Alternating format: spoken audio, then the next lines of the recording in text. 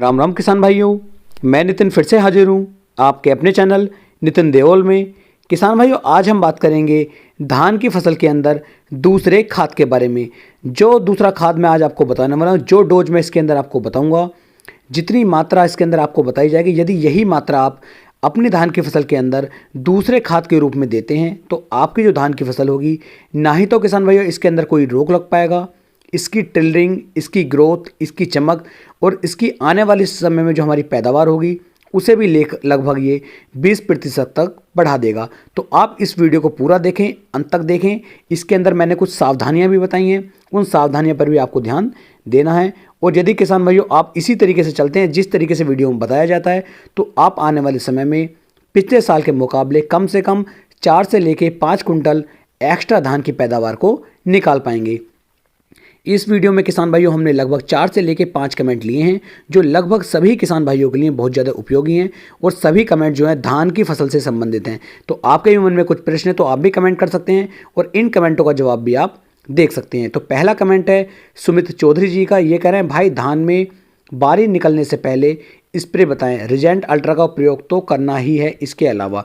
तो देखिए, आप जब धान की बालियाँ निकलने वाली होती हैं उससे पहले NPK 0050 यानी कि पोटास का स्प्रे यदि आप उस टाइम समय पर करते हैं तो बहुत अच्छा रिजल्ट ये आपकी फसल को निकाल करके दे सकता है।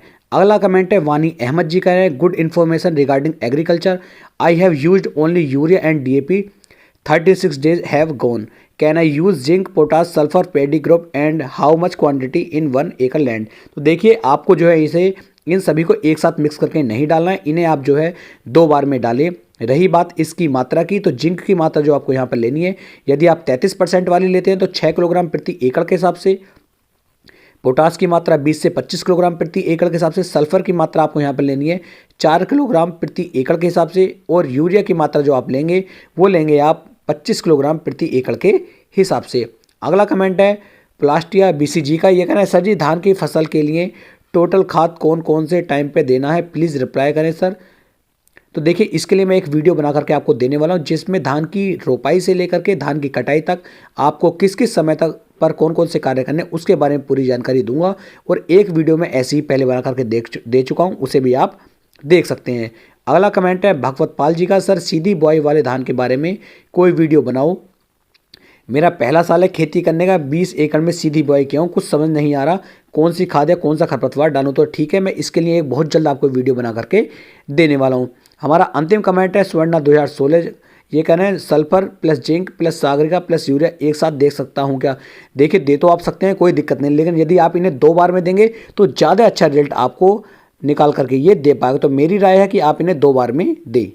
अब किसान भाइयों बात कर लेते हैं दूसरे खाद के बारे में कि दूसरे खाद के रूप में आपको क्या देना है। तो किसान भाई, यहाँ पर आपको कुछ बातों का ध्यान रखना होगा। यदि आपने पहले खाद के रूप में सल्फर का उपयोग किया है तब तो आपको दूसरे खाद में सल्फर का उपयोग नहीं करना है, और यदि आपने पहले खाद के रूप में सल्फर का उपयोग नहीं किया है तो दूसरे खाद में आपको लगभग 3 से लेकर 4 किलोग्राम सल्फर लेनी होगी, और इसे आप पाउडर फॉर्म के रूप में ले सकते हैं। इसमें वैसे 3 किलोग्राम की मात्रा सफिशिएंट रहती है, बहुत अच्छी मात्रा 3 किलोग्राम होती है। यहाँ पर सल्फर जो है फंगीसाइड, इंसेक्टिसाइड और खाद के रूप में कार्य करेगा और आपकी धान की फसल के अंदर टिलरिंग बढ़ाने में बहुत ज़्यादा अहम भूमिका निभाएगा। इसके साथ साथ किसान भाइयों आपको यहाँ पर या तो सागरिका ले लेनी है या फिर आपको बायोवीटा ले लेनी है। इनकी मात्रा जो आपको यहाँ पर लेनी होगी वो लगभग 8 किलोग्राम प्रति एकड़ के हिसाब से किसान भाइयों लेनी होगी। लेकिन यदि आप इसका उपयोग भी पहले खाद के रूप में कर चुके हैं तो इसे आप यहाँ पर बिल्कुल भी नहीं लेंगे। तो आपको यहाँ पर जो है सागरिका या बायोवीटा 8 किलोग्राम प्रति एकड़ के हिसाब से लेनी है। अब किसान भाइयों इसके साथ साथ आपको एक कोई भी अच्छा सा इंसेक्टिसाइड लेना है, कोई भी एक कीटनाशक लेना है, क्योंकि किसान भाइयों इस समय पर जो हमें कीटनाशक की एक अहम भूमिका निभानी पड़ेगी। एक कीटनाशक हमें इस समय पर उपयोग में लाना पड़ेगा, क्योंकि यदि धान की फसल के अंदर एक बार रोग आ गया तो समझ लीजिए आप कितनी भी मेहनत फिर कर लें, आपकी जो फसल होगी अच्छा उत्पादन वो नहीं निकाल पाएगी। तो समय रहते कीटों के लगने से पहले पहले आपको एक कीटनाशक का उपयोग यहाँ पर कर लेना है। इसके लिए यदि मैं बात करूँ तो आप अदामा के बरूज का उपयोग कर सकते हैं, जो बिल्कुल धान की फसल के लिए बहुत ही अच्छी तरीके से बनाया गया, लेकिन किसान भाई ये थोड़ा सा महंगा है। इसकी कीमत, इसकी यदि मैं मात्रा की बात करूं तो आप लगभग 2.5 से लेके 3 किलोग्राम प्रति एकड़ के हिसाब से इसे आप ले सकते हैं। और इसकी कीमत की बात की जाए तो 1250 रुपये के आसपास इसका 4 किलोग्राम का पैकेट आपको देखने को मिलेगा।